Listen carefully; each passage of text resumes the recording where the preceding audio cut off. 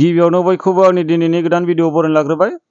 दिनैनि भिडिअ आङो लाबोदों आसाम डाइरेक्ट रिक्रुटमेन्ट ग्रेड 4 नि आनजादाव फैथावना इंराजिनि कालेक्टिभ नाउनफोरनि सायाव माखासे सोंलुफोर। बेबायदि कालेक्टिभ नाउननि सोंलुफोरा जोंना सिगांनि आनजादफोराव मोननै मोनथाम फैबाय थानाय नुनो मोनदों। बेखायनो फैगौ ग्रेड 4 नि आनजादावबो फैनो हागौ। बेखायनो नोंथांमोना भिडिअखौ जोबजासे नायलांबानो जाबाय। आंनि इंराजिनि प्रनाउन्सिएसना एसे एनै गोरोन्थि जानो हागौ। अन्नानै निमाहा खालामबानो जाबाय। नोंथांमोना प्रनाउन्सिएसनखौ एसेबां मानि नायनो नाङा। नोंथांमोना कुइसननि एन्सारा मा जायो बेखौ बांसिन गोसो होबानो जाबाय। दा कुइसन नाम्बार 1 आव दङ what is collective noun for monkeys? मोख्राफोरनि जथाय मुंमाया मा होननानै सोंदों। बाहाय बिनि फिननाया जागोन अपसनफोरनि गेजेराव अपसन सि ट्रुथ। कुइसन नाम्बार 2 आव दङ what is collective noun for lions? माने सिंहफोरनि जथाय मुंमाया मा होननानै सोंदों बाहाय। बिनि एन्सारा जागोन अपसनफोरनि गेजेराव अपसन बि फ्राइड। कुइसन नाम्बार 3 आव दङ what is collective noun for bees? बेरेफोरनि जथाय मुंमाया मा होननानै सोंदों। बाहाय बिनि फिननाया जागोन अपसनफोरनि गेजेराव अपसन सि स्वर्म। कुइसन नाम्बार 4 आव दङ what is collective noun for birds? माने दाउफोरनि जथाय मुंमाखौ सोंदों बाहाय। बिनि फिननाया जागोन अपसनफोरनि गेजेराव अपसन सि फ्लक। कुइसन नाम्बार 5 आव दङ what is collective noun for ants? मोस्रोमफोरनि जथाय मुंमाया मा होननानै सोंदों। बाहाय बिनि फिननाया जागोन अपसनफोरनि गेजेराव अपसन ए कलनि। कुइसन नाम्बार 6 आव दङ what is collective noun for dogs? माने सैमाफोरनि जथाय मुंमाया मा होननानै सोंदों। होमबा सैमाफोरनि जथाय मुंमाखौ जोंना मा होनोनो। बिनि फिननाया जागोन अपसनफोरनि गेजेराव अपसन ए फेक। कुइसन नाम्बार 7 आव दङ what is collective noun for ships? माने बोरमा मेन्देरनि जथाय मुंमाया मा होननानै सोंदों। बिनि फिननाया जागोन अपसनफोरनि गेजेराव अपसन सि फ्लक। कुइसन नाम्बार 8 आव दङ what is collective noun for fish? नाफोरनि जथाय मुंमाया मा होननानै सोंदों। बिनि फिननाया जागोन अपसनफोरनि गेजेराव अपसन डि स्कुल। बियो थांनाय ग्रेड 3 नि आनजादाव फैखांबाय। दा कुइसन नाम्बार 9 आव दङ व्हाट इज द कालेक्टिभ नाउन फर बेक्टेरिया? बेक्टेरियानि जथाय मुंमाया मा होननानै सोंदों। बिनि फिननाया जागोन अपसनफोरनि गेजेराव अपसन बि कालचार। कुइसन नाम्बार 10 आव दङ व्हाट इज द कालेक्टिभ नाउन फर किटेन्स? मावजि फिसानि जथाय मुंमाया मा होननानै सोंदों। थारमाने मावजि फिसा ज' थानायखौ मा बुङो बेखौ सोंदों आरो। बिनि फिननाया जागोन अपसनफोरनि गेजेराव अपसन डि किन्डल। किन्डल होनना बुङो। दा कुइसन नाम्बार 11 आव दङ व्हाट इज द कालेक्टिभ नाउन फर केटल्स? बिनि फिननाया जागोन अपसनफोरनि गेजेराव अपसन सि हार्ड। कुइसन नाम्बार 12 आव दङ व्हाट इज द कालेक्टिभ नाउन फर क्रकडाइल? गोलेरनि जथाय मुंमाखौ सोंदों बाहाय। बिनि फिननाया जागोन अपसनफोरनि गेजेराव अपसन डि बेस। कुइसन नाम्बार 13 आव दङ व्हाट इज द कालेक्टिभ नाउन फर पिग्स? अमानि जथाय मुंमाया मा होननानै सोंदों।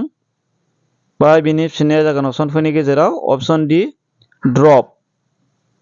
कुइसन नाम्बार 14 आव दङ व्हाट इज द कालेक्टिभ नाउन फर माइस?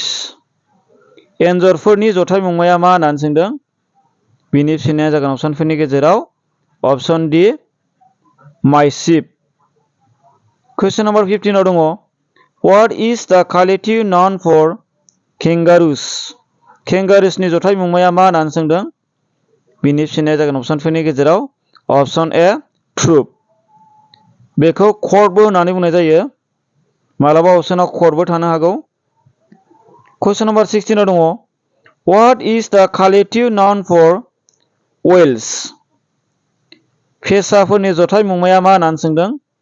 बाहाय बिनि फिननाया जागोन अपसनफोरनि गेजेराव अपसन ए पार्लियामेन्ट। कुइसन नाम्बार 17 आव दङ व्हाट इज द कालेक्टिभ नाउन फर फक्सेस? माने सियालनि जथाय मुंमाया मा होननानै सोंदों बाहाय बिनि फिननाया जागोन अपसनफोरनि गेजेराव अपसन सी स्केल। कुइसन नम्बर 18 आव दङ what is the collective noun four giraffe. बिनि फिननाया जागोन अपसनफोरनि गेजेराव अपसन डी टावार। कुइसन नम्बर 19 आव दङ what is the collective noun four राइनोसर्स। माने गान्दाफोरनि जथाय मुंमाया मा होननानै सोंदों बाहाय बिनि फिननाया जागोन अपसनफोरनि गेजेराव अपसन ए क्रास।